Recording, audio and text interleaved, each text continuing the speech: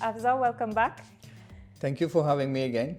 So it's a bit of a weird one, this episode. I think actually you sent me a short YouTube video on Michael Jordan, which I listened to and I thought it was very inspirational. And I just finished reading a book about the All Blacks, the well-known rugby team from New Zealand. And I mentioned to you that I've been meaning to talk about, I wanted to have an episode to talk about football and sports and the relation with business and how to make an excellent culture. And then you mentioned to me that this Saturday we have the FA Cup final where your favourite team, and you're wearing their scarf, is hopefully going to win. So we're going to talk about football today. Pleasure. So Afzal, have you always been a Man U fan? Yes, I think it's one of the proud legacy I got from my father. Like all fathers, they teach their kids good manners, and teaching me to love United was one of the greatest things he passed on. Yeah, I've always been, and never regret it. And United takes a large part of my life today. And I've tried to pass it on to my daughters and eventually to my grandson as well. Okay, and what do you think inspires loyalty in a fan? Is it purely generational because this is one of the loves that your father passed on to you, or is there something about the team that makes them so special? There's something about the team that's always very special. For all football clubs, people started supporting the team in the areas they live, like it happened before. But today, football has become a global brand, and clubs like Manchester United, Liverpool, Real Madrid have fans across the globe. There are a lot of reasons you continue that support. It's either because the team keeps winning, or there's a player with whom you associate yourself. And if you're growing up, you will always, like for boys, you will always have a player that have got them to fall in love with the game. And for girls, they will always have a crush on one of the players, one of the posters on their wall. So this is how it happens. And then when you start watching, there will always be one or two games or one or two moments in football which increase your emotion and passion and brings you closer to that club that you feel an integral part of it. Today, football unites people across the world, and it makes enjoyable banter.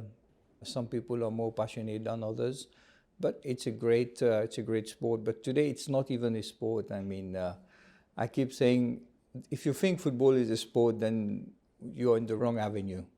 Football today is a huge business. It's big entertainment, and the players today are entertainers just like the actors, except they have a very limited shelf life. But so much money is in there, and it's also be an economic activity. It creates development. You're looking at Manchester City, which is today a dominating force. But until recently, they went the doldrums. They got money from Abu Dhabi, and today City may not have respected all the fair play rules. There are 115 charges against them. But apart from that, the development that has happened in the city of Manchester because of the investment from Abu Dhabi has been tremendous. They have lifted the whole area and have created an economic activity which a normal business would not have been able to do. Sure. And in your view, since the beginning of time when you started to support Man U, in your personal opinion, who's your greatest of all time Man U player? It's very difficult. It's a difficult question because football is about different eras. Sure. When I was growing up, I was in love with Brian Robson, and you wanted to be the Brian Robson of every team you play, whatever you do is about Brian Robson, who was at that time a one-man team. And then you end up seeing somebody like Cantona and you start saying, I can't play football anymore because Cantona has taken football to another level, like a poet, doing really beautiful things about it. It is different era, and then you end up with Ronaldo. And before that, you had George Best. It's very difficult. I didn't know George Best. I only watch on YouTube. But it's different eras, so it's very difficult to say who is the best. But if you want to look at Manchester United specifically and say who had the biggest impact on the club as a player, then it would be by far Eric Cantona. Really? Yeah. That's interesting. So when we decided we'd do this podcast, I ran to Book Court and bought this book, which I'm loving at the moment. So it's on Sir Alex Ferguson, and we'll get to him in a minute. And he sings the praises of Cantona all throughout the book. He said this guy was special, and not just about his talent, but he had a charisma with him that Eric Cantona oozed confidence.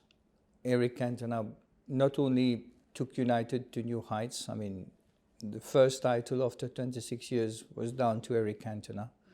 And it evolves over 4 or 5 years. He's not a player that lasted his shelf life. He stopped right at the top. I think he was 30 when he stopped. That's quite young. That's quite young in football. And secondly, he inspired the new generations which came up, the Beckhams, the Giggs. The younger generation were all inspired by him. So Cantona's impact was not only bringing the trophy back to United after 26 years and carry on for about 4 or 5 years, is how he inspired the younger team to carry on that legacy. And Cantona is a very special character. Today he's an actor. He was not welcome in France. He was not well treated by the French team. It was a bit of a loose cannon. And when he came to England, there were also a lot of issues because of his character. He went to a club called Sheffield Wednesday. He did not even play a game. He got transferred to Leeds United and won the title with Leeds, which hasn't won the title for 20-odd years. By accident, he joined United. Ferguson got him, and when he came to United, he just flourished. I mean, the stage of Old Trafford was set for Eric Cantona, for his stature, for his magnanimity, and the confidence and his style, pulling up his collar, I mean, he had an arrogance. Said, he was an entertainer as well. He was an entertainer and had an arrogance about him. And I think that's what won the fan over. Then he went on to beat a fan at Crystal Palace, who was a hooligan. Today you ask Eric Cantona what's his greatest moment in football. He said hitting that hooligan. Okay? That was his greatest moment. I mean, that says it everything all about Cantona. And then he went on to win the title for United, win the FA Cup. He was suspended for a while, but his comeback was against Liverpool after his suspension. And Old Trafford was full of French flags. Never seen before French flag that many. So they were suddenly very proud that he was French. He was. And he's now part of a pop band. He's starting a concert next week, I think. Oh, wow. And the first city he has chosen for his concert, Manchester. Oh, so he's probably, he holds he said very it's special place. A special place for him. It's great that you talked about him, and which reminds me of, you've got all those great players, but you've also got players who had exceptional talent, but I don't know what, they either let fame get to their heads or they fell into vices that I always thought was really sad. What do you think made their downfall? Do you think that the football got to or fame got to their heads? In the old days, unlike today, there's a bit more control on the younger players. In the old days, it's a lot of money, and more importantly, the players are not educated. A lot of them actually come from working class. No, it's not really about poor working backgrounds. class. It's Right. about they were so focused on the football, they never attended any school. And that did not help when suddenly they are being paid huge amount of money. Another ex-goalkeeper of Manchester United who is a personal friend today called Gary Bailey, from South Africa. When he went to United, he was a bit of the odd man out, not because he was a great keeper, but he had a university degree. He went on to do his MBA and he wrote a book, Succeed Under Pressure. He came to Mauritius and gave a talk on managing pressure. He was one of the few educated people at that time among the footballers, which was very rare. And then a lot of the players went down post-retirement because with so much money they don't know how to manage. They left the money with some agents, dodgy advisors, and the money's gone. A lot of them hit the hard times, unfortunately, and they had to sell their Mirobilas and stuff to continue sustaining their lifestyle. Yeah, but nowadays there's a lot more encadrement to look after the players, and they tend not to repeat the same mistake. But if you are 18 years of age and you're earning £100,000 a week, exactly. You need a certain mental strength to be able to cope with that. Who's the current manager? Ten Hag, a Dutch guy. Okay, how does he compare with the great Sir Alex Ferguson? Well, nobody can be compared to Sir Alex, but he's meticulous. He's got attention to detail. He's consumed by his job. He's very, very thorough, and he's a hard taskmaster. Yeah, evidenced by the way he handled Cristiano Ronaldo to exit United. He dropped United captain Maguire, which United invested a lot, which will be one of the worst investments they did in recent years.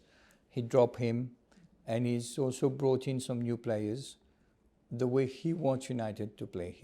He did not take players just for the sake of taking, which has happened in the past, but he has brought players with specific skills. He knows what he's building, and in his first year he has achieved a lot. United finished third.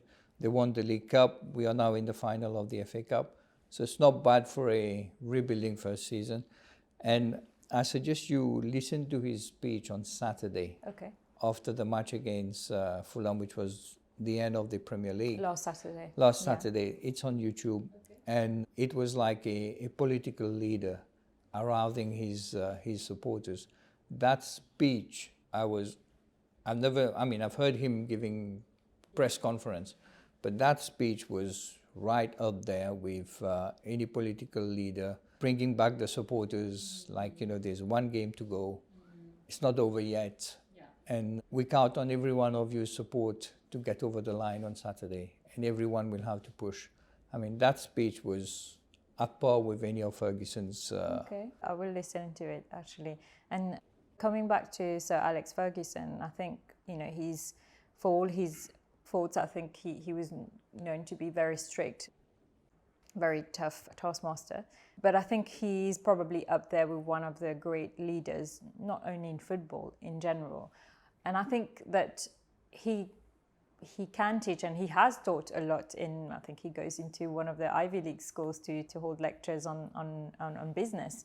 So what was it about him that made him a great leader? Or rather, what can he teach the corporate/business world about leadership? Football is about eras. Mm-hmm. Okay. Before I talk about his quality, I don't think Ferguson would have survived today in the environment we are in. That would have been difficult. Just like before him, there were great managers like Brian Clough. Did not survive when Ferguson came. You see, so the style was different. They have done a case study on his leadership at Harvard Business School. Correct, yeah. And it's very famous on his style. But that was in a different era. It has to be taken in that context. But if you bring down Ferguson's into current business leaders, you can't build a business without that passion, without that hunger, without that commitment. You don't build a business or a club like him or any business 4 days a week. You can't talk about work-life balance when you are in that position. If you want to build something great, it consumes you. How you balance your family life and all this is a challenge, but the objective, the goal, you have to breathe what you're doing. And this is what Ferguson did. He breathes Manchester United 24 hours, 7 days a week. I don't think he ever went on holiday. He would probably play a game of golf, but his thought is always about the next game. Because as a football manager, you're only as good as your last game. Business leaders who consumes themselves today are the greatest leaders. Whether you talk about Jeff Bezos, or you talk Steve Jobs, or Bill Gates. These are people who have built something. And I heard another interview of Mr. Narendra Modi of Infosys. His wife was saying, I can't expect much when you marry someone who is building a business like Infosys. You should not have expectation, because these people are 24/7 focused. You can't build anything if you're not focused. If you're a professional CEO, just come in, do your job and go, that's fine. You will never achieve greatness. Here, you're not talking about somebody who is good, you're talking about somebody who has achieved greatness. And there are not many like those.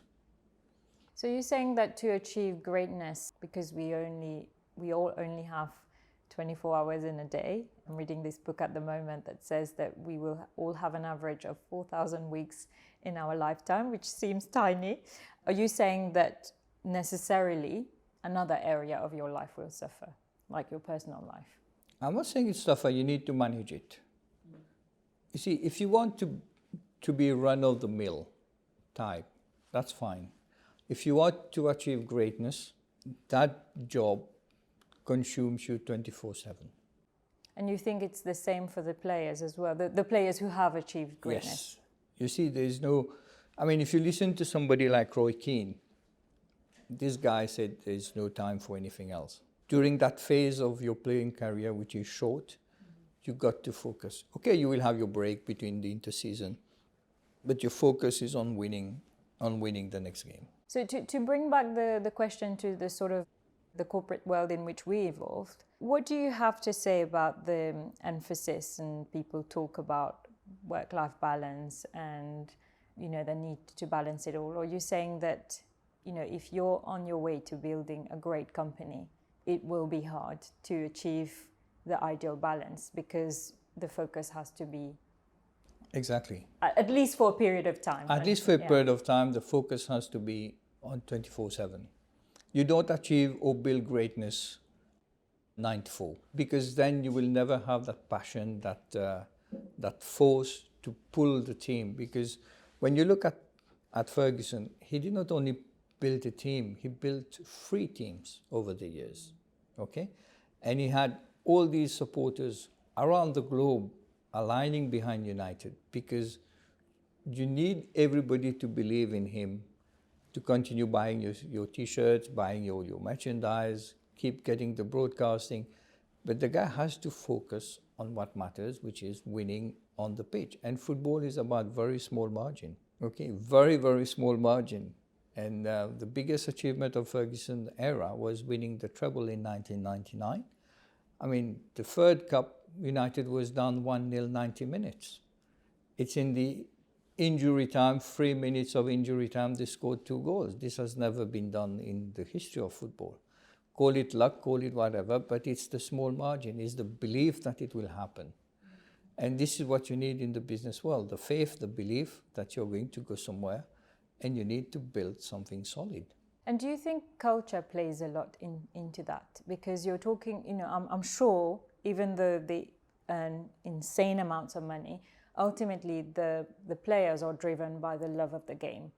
But also, I don't think the love of the game is enough on its own. You also need to have great culture. Culture, yes. More importantly, process. Right. Okay?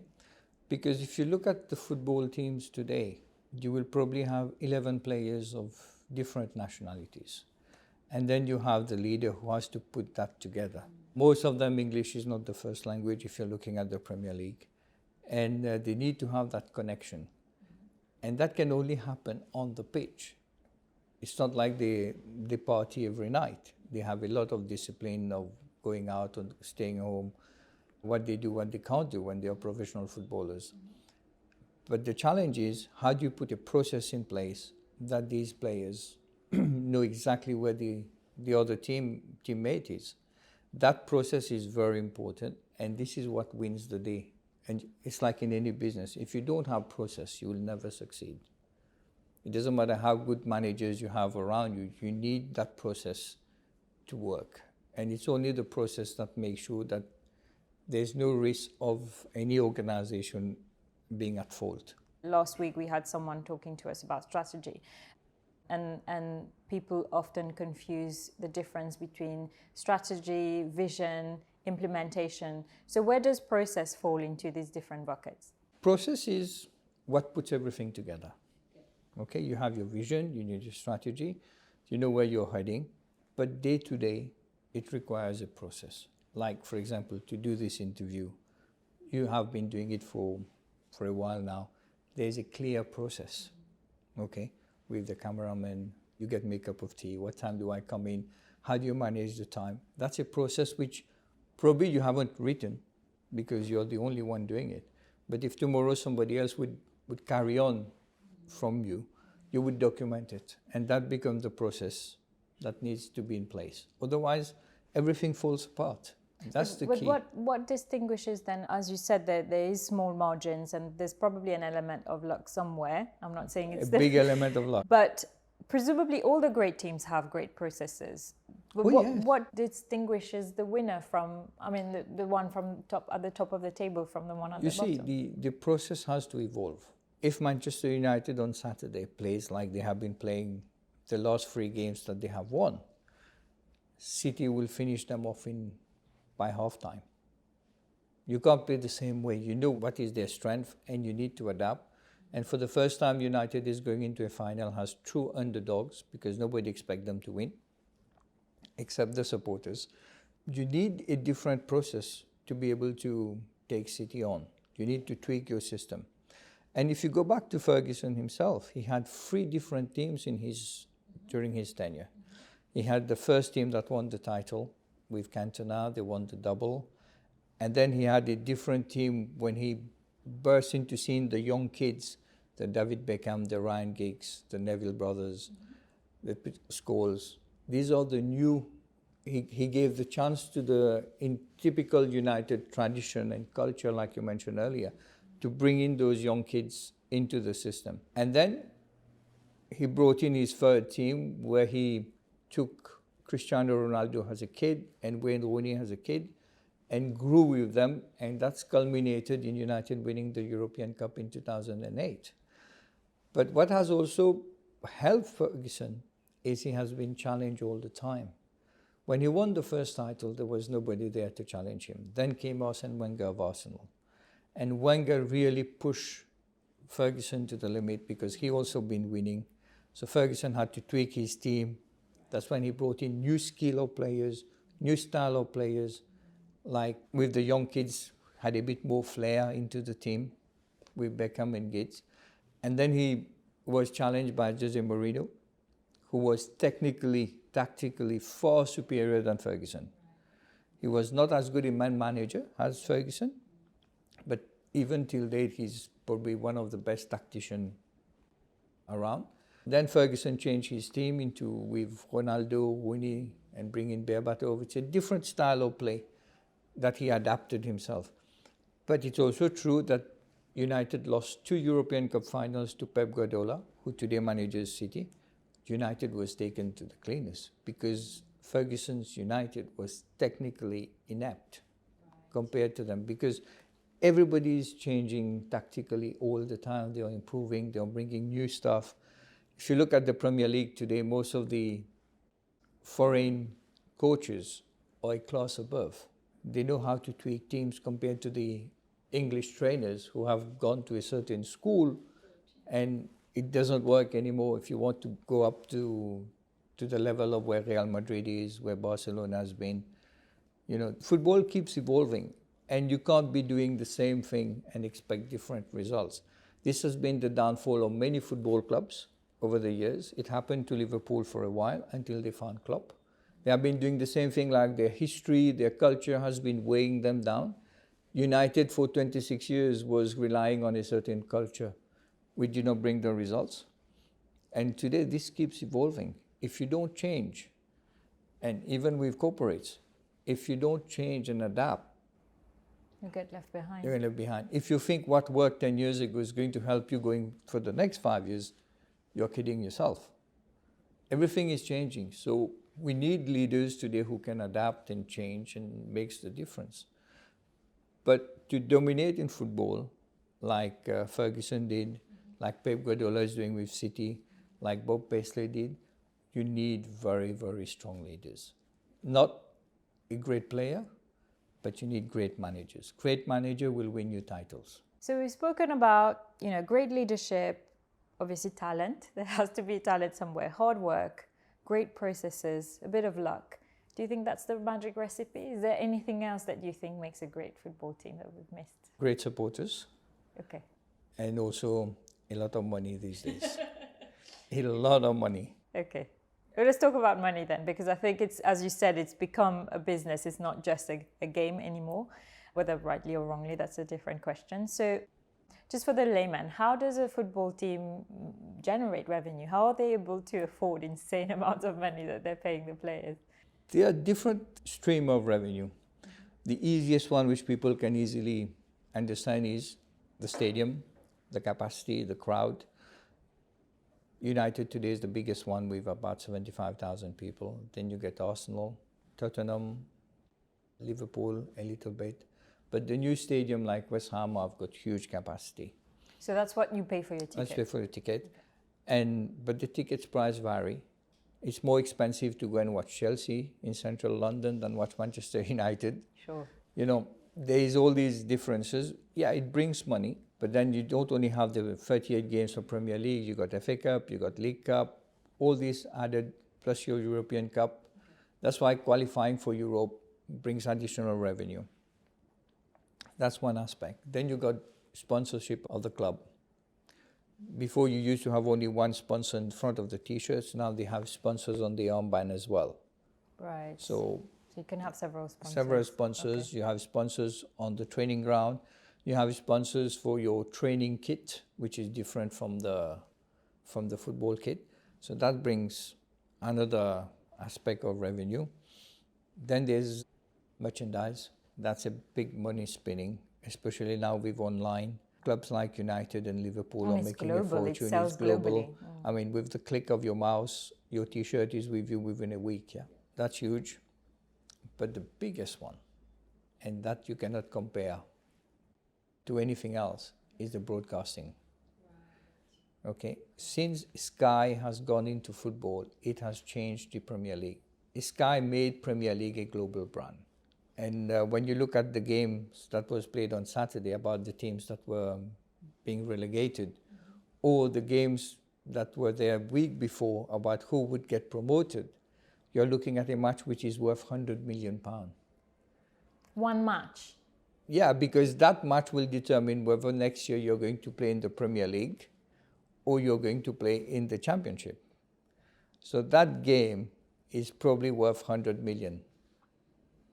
Can you imagine you score the winner of that match? I mean, it's 100 million prize money for the club because you're going to play in the Premier. Whether you stay in the Premier League, yeah, that's a difference. Is a difference, but it's 100 million tickets you're going to get with all the broadcasting.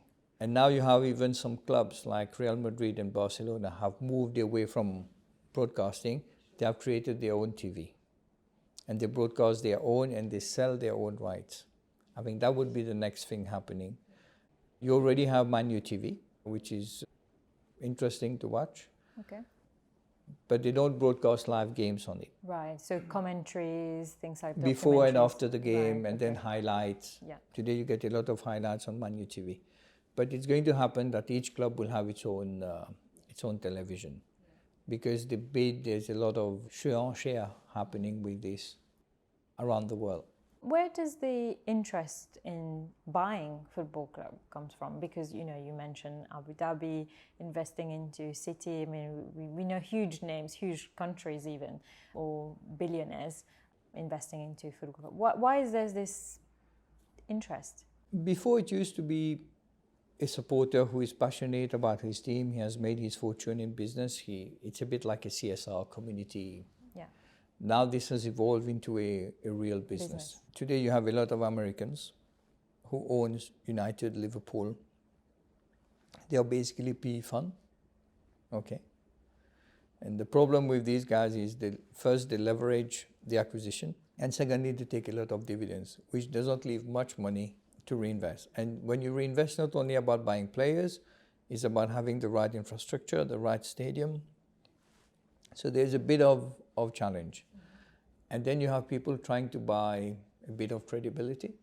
If you look at Chelsea, before there was a Russian Abramovich, he put a lot of money into Chelsea. And today you have Saudi Wealth Fund, Abu Dhabi Wealth Fund, and hopefully Qatar. Not only they own PSG, they might be buying Manchester United. So it gives them a bit of credibility, and that's global brand, which makes people a bit interested that I own a football club. Do you think that somehow, or do you see them as very separate issues, that somehow the fact that football has become a business and this sort of capitalization of football tarnishes somewhat the love of the game, or you see that as different things? You know, when you compare this to Germany, where the supporters own the club, okay, is it better in Germany than in the UK? Well, If you look at Germany, for the past 11 years, there has been only one team that has won the championship, and it's called Bayern Munich. If you tell me that this is the right model, Okay. it doesn't work. At least in England, so many teams have come and won. With United, Liverpool, City, Leicester, Chelsea, Arsenal, Blackburn. You know, you have had different winners, and that makes the league more exciting. Yes. You know, in Scotland, it's either Rangers or Celtic year in, year out. It becomes a boring league. I mean, the passion which the English Premier League is doing is because money is coming to different channels, to different clubs. It evens the playing field somehow. It gets balanced, and so it gets sorted at the end of the day. Football supporters are football supporters. It doesn't matter whether what your job is, what your earning capacity is. Everybody supports the club. This is what unites football supporters. It doesn't matter what you are. I mean, you can be CEO of a big bank and still be a football hooligan when it comes on Saturday. Because you're so passionate about your team. You were quite vocal last year about boycotting the World Cup, and I know your reason because you told me, but I think it was an interesting one because everyone was talking about all sorts of reason, but the reason you gave me was very logical, and I think it translated your passion for the game. You thought it spoiled the game because of the... So maybe you could just explain why you boycotted it. I have nothing against Qatar. I don't want to go into the politics of Qatar. Exactly. That's not the purpose. I was against the World Cup because it was played in the middle of the championship of all the international major European leagues. You can't stop a Premier League game in November when December is a critical period for the championship. Absolutely. To go and play the World Cup. And then come back and expect to be business as usual. Now we are today playing the FA Cup final 3rd of June. We are playing the European Cup Manchester City on the 10th of June. So when will the players go on holiday? Will they recover in time to start in August? Not only this, because the Premier League ended the 28th of May. When you look at the Premier League, what it was before the World Cup, Arsenal had a certain momentum. Right. I still believe if it was not for the World Cup, maybe Arsenal would have gone over the line. That momentum was broken with this World Cup. It shouldn't have happened. Yeah. Yes, I can understand the logic of doing it in the Middle East and, And at that time of the year, because it wasn't summer and you can't do the World Cup only in England. I mean, England never had a World Cup since 1966, but everywhere else has happened. I won't go into FIFA's governance and practice of who gets the World Cup next time. But there's a bit of balance there. But to stop the championship to have a World Cup does create an imbalance. Last question for you, Afsar. Who do you think will win on Saturday? What a question. What a question. No, if you had to be... I can't say if you had to be objective. No, but objectively, who do you think is the better team? Manchester City is a team which is, like say, winning every game. They are very, very strong. They got so much money. They haven't respected the rules, but on the field, they got all the squad. They got the right team. They got the right manager. They got everything going for them. They have a big chance of becoming immortals by winning the treble. They are 180 minutes away from it to match what United did in 1999. Right. Manchester United is building its block again. Ten Hag has his own legacy to start writing. It's not about stopping City, it's about United writing its own history. As supporters, we know we are not the best team yet, but football is football. Anything can happen in 90 minutes, and as United supporters, we believe luck would be on our side. The stadium god will be with us, and we might just get over the line. Although the chance is 5%, we'll still take it. And you're going to be at Tribeca Mall on Saturday? I'm going to be at Tribeca Mall with United Supporters Club and our sponsors, Lototech and Agilis. And Kick Advisory will be there with the supporters, hopefully having a good time. Can anyone join to listen? It's welcome, anybody can come. Okay. You're all welcome from 6 o'clock. Okay, perfect. And let's hope the evening ends well. Fingers crossed. Thanks so much for your time, Afsar. Thank you. Thank you.